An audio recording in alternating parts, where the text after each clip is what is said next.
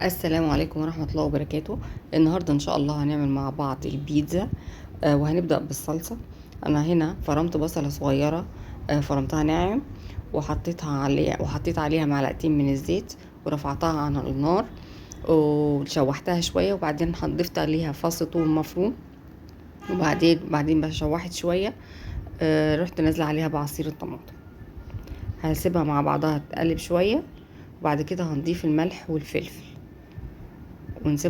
ونقلبها كويس، ونسيبها مع بعضها لحد ما تتسبك. هي كده بدأت تتسبك، هنسيبها بقى ونبدأ في العجين.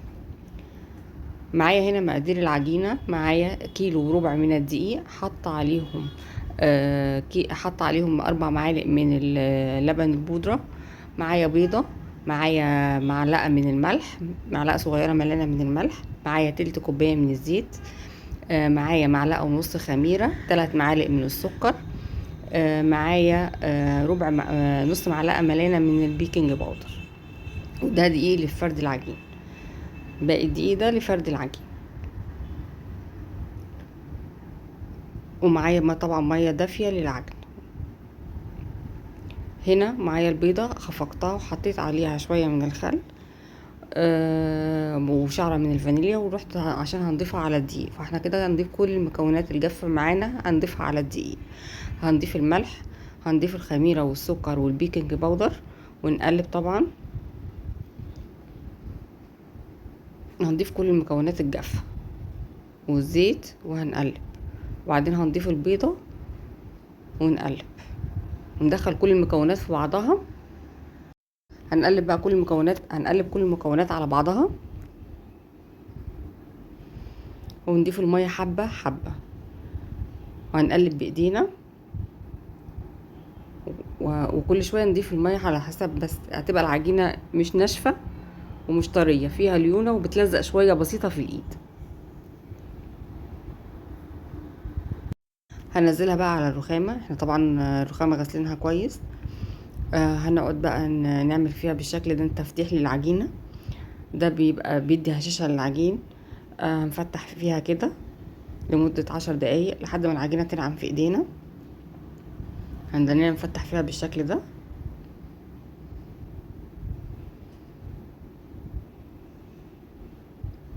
لحد ما تنعم خالص، ونلمها نحطها في طبق.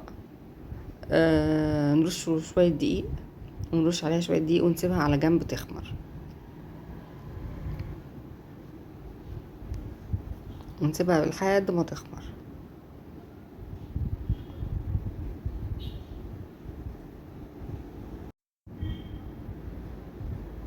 كده العجينة خمرت.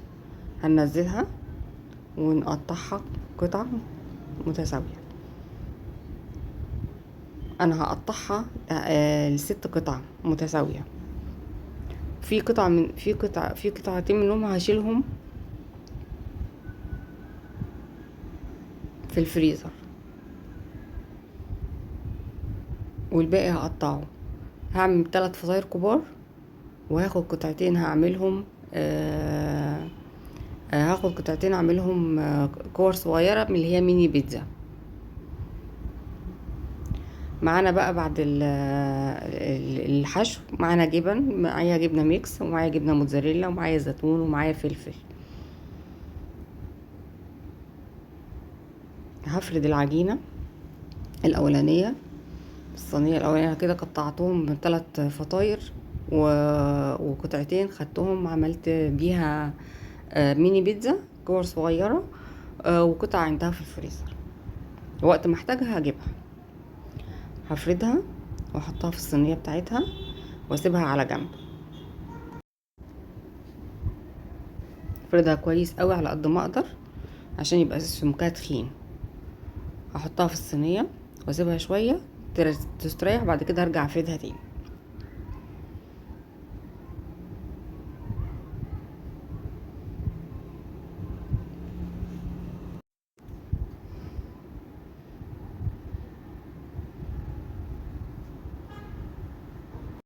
دي الصينية التانية هفردها.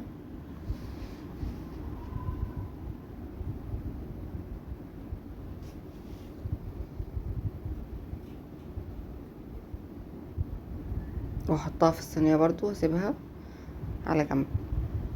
هعمل صينيتين بقى هحشيهم بالزيتون والجبنه بالزيتون والجبنه، وصينيه هحشيها الجبن بس، مش هحشي فيها اي حاجه، لان الولاد ما بترضاش تاكل الحاجه اللي فيها الخضار، الولاد الصغيرين. فكده هبدا احط الصلصه دول في الصينيتين اللي هما الكبار.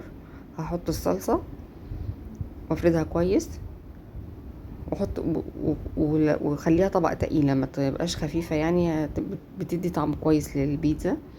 وبعدين نفرد عليها الخضار واي حشوه موجوده عندك ممكن تدخلي فيها اي حشوه ايا كان. طبعا كلكم عارفين الطريقه واشطر من اي حد في الدنيا، وان شاء الله ربنا يحسن ما بين ايديكم وتعملوا احسن وافضل من كده بكتير. كلنا بنتعلم من بعض. هي هتبقى بالشكل ده. لو انا بقى عايزه اسويها في ساعتها اكون مسخنه الفرن كويس قوي وادخلها على الفرن. لو مش هسويها على طول او مش محتاجاها دلوقتي، انا ممكن اجهزها بالشكل ده بالظبط واروح مدخلها التلاجة، تقوم توقف عمليه التخمير. يعني خلاص عملتها ورصيت عليها كل شيء وادخلها التلاجة، تقوم توقف عمليه التخمير. في الحاله اللي زي دي بعدين قبل ما اكون هستخدمها بحوالي ربع ساعه ولا نص ساعه اطلعها تبدا تنشط الخميره من جديد، واكون مولعه الفرن ومسخناه ومجهزاه. فيدخل على طول على الفرن وبالهنا والشفا. دي بقى هعملها جبن خالص، لان الولاد الصغيرين زي ما قلت لكم ما بيرضوش ياكلوا الخضار.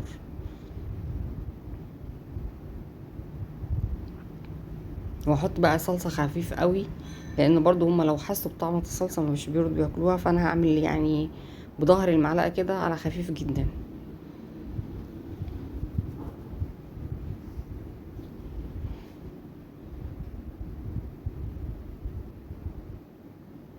هنا بصله وقعت فكنت بحاول ان انا اشيلها، لان لو حسوا بيها مش هيرضوا ياكلوها.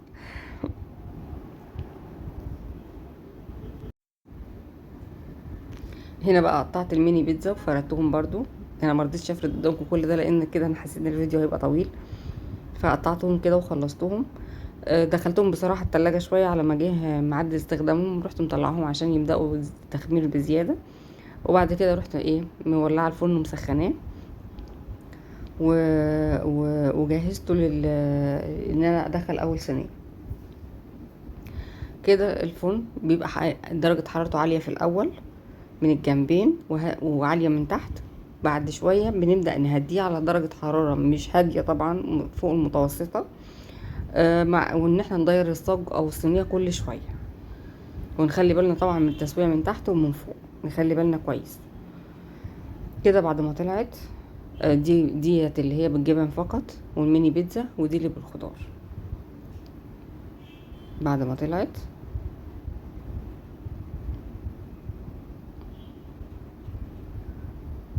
طرية جدا وهشة،